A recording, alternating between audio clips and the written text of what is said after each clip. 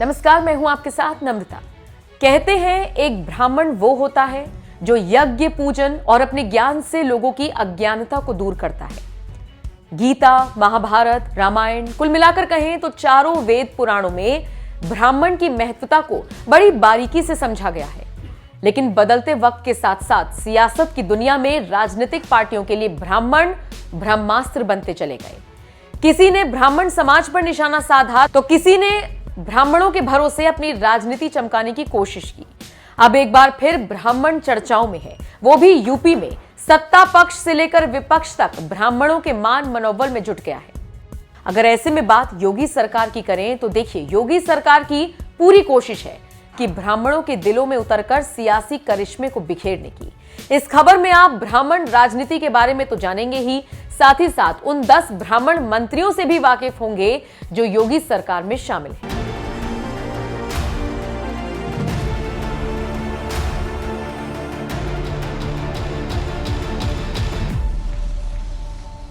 राजनीतिक लिहाज से साल 2022 काफी खास होने वाला है।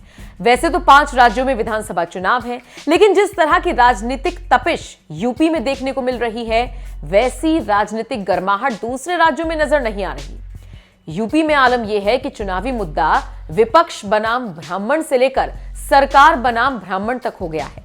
ब्राह्मणों की नाराजगी को दूर करने के लिए दिल्ली दरबार तक की नींद उड़ चुकी है। नेताजी लोगों का एक पांव लखनऊ में है तो दूसरा पांव दिल्ली में। खैर, विधानसभा चुनावों को देखते हुए बीजेपी एडी चोटी का जोर लगा रखी है। ऐसे में पहला टारगेट यह है कि किसी भी हालत में ब्राह्मणों को अपने पाले में करना है। इसी क्रम में बीजेपी के राष्ट्रीय अध्यक्ष जेपी नड्डा ने दिल्ली में यूपी के कई कद्दावर नेताओं से मुलाकात की। इस मुलाकात में खास बात यह रही कि सभी के सभी नेता ब्राह्मण समुदाय से थे। मिलने वाले नेताओं में कई यूपी सरकार के मंत्री और कई पूर्व मंत्री शामिल थे। इस मुलाकात में एक तस्वीर ने सभी की नजर उस तरफ खींची जब सभी मंत्रियों ने जेपी नड्डा को भगवान परशुराम की फोटो भी भेंट की। जिन नेताओं ने जेपी नड्डा से मुलाकात की उनमें कानून मंत्री बृजेश पाठक, बेसिक शिक्षा मंत्री सतीश द्विवेदी, आनंद स्वरूप शुक्ला, शिव प्रताप शुक्ला, ऊर्जा मंत्री श्रीकांत शर्मा, पूर्व केंद्रीय कैबिनेट मंत्री महेश शर्मा शामिल हैं। ये थे उन मंत्रियों के नाम जिन्होंने जेपी नड्डा से मुलाकात की। पाठक, द्विवेदी, शुक्ला यानी सभी के सभी ब्राह्मण मंत्री हैं। अब तो आप समझ ही सकते हैं कि ब्राह्मणों को साधने के लिए किस तरह की प्लानिंग की जा रही है। आपको यहां बता दें, यूपी में ब्राह्मण वोटरों की संख्या 8 से 10% मानी जाती है। योगी सरकार में शुरुआती कुछ घटनाओं के बाद से ही ये सवाल उठाए जा रहे थे कि ब्राह्मण मतदाता योगी सरकार से नाराज है। इसे साधने के लिए न सिर्फ जितिन प्रसाद को यूपी सरकार में कैबिनेट मंत्री बनाया गया, बल्कि मोदी सरकार में अजय मिश्रा टेनी को गृह राज्य मंत्री पद से भी नवाजा गया। बता दें, ब्राह्मण वोटरों को लुभाने के लिए सपा, बसपा और कांग्रेस ने भरपूर प्रयास किए। सपा ने तो पूर्वांचल एक्सप्रेसवे के किनारे भगवान परशुराम की बड़ी प्रतिमा लगाई।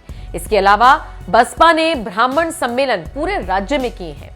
कांग्रेस भी अपने पुराने वोट बैंक को लुभाने के लिए जी जान से जुटी है। इतना ही नहीं, योगी सरकार में 10 मंत्री ब्राह्मण समुदाय से आते हैं। डॉक्टर दिनेश शर्मा, ब्रजेश पाठक, श्रीकांत शर्मा, राम नरेश अग्निहोत्री, डॉक्टर नीलकंठ तिवारी, सतीश चंद्र द्विवेदी, अनिल शर्मा, आनंद स्वरूप शुक्ला, चंद्रिका प्रसाद उपाध्याय, जितिन प्रसाद, ये हैं योगी सरकार के 10 ब्राह्मण मंत्री। खैर, आपको यहां बता दें, आजादी के बाद से 1989 तक यूपी की सियासत में ब्राह्मण समाज का वर्चस्व कायम रहा। गोविंद वल्लभ पंत से नारायण दत्त तिवारी तक कुल 8 बार ब्राह्मण मुख्यमंत्री बने। लेकिन मंडल के बाद सूबे में बदले सियासी समीकरण में ब्राह्मणों के हाथ से सत्ता खिसकी तो फिर आज तक नहीं मिली। ऐसे में यूपी का ब्राह्मण समाज पिछले 3 दशक से महज एक वोट बैंक की तरह बनकर रह गया है, जिन्हें अपने पाले में लाने के लिए सभी दल मशक्कत कर रहे हैं। अब देखना यह होगा कि आखिरकार ब्राह्मण समाज किसके लिए ब्रह्मास्त्र साबित होते हैं। बहरहाल, इस पर आपकी राय क्या है, कमेंट करके जरूर बताइएगा।